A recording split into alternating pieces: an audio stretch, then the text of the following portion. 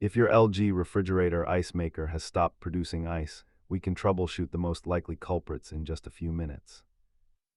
Over 80% of ice maker issues on LG units stem from simple temperature settings or blocked water lines.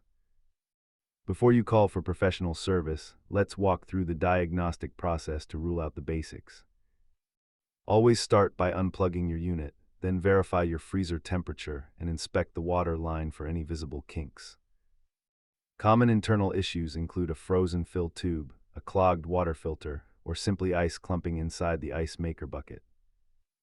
If the basics are fine, you might be looking at a faulty water inlet valve, a failed motor, or a main control board glitch. Simple tasks like resetting the ice maker or changing the filter are easy DIY jobs, while valve replacements usually require a pro.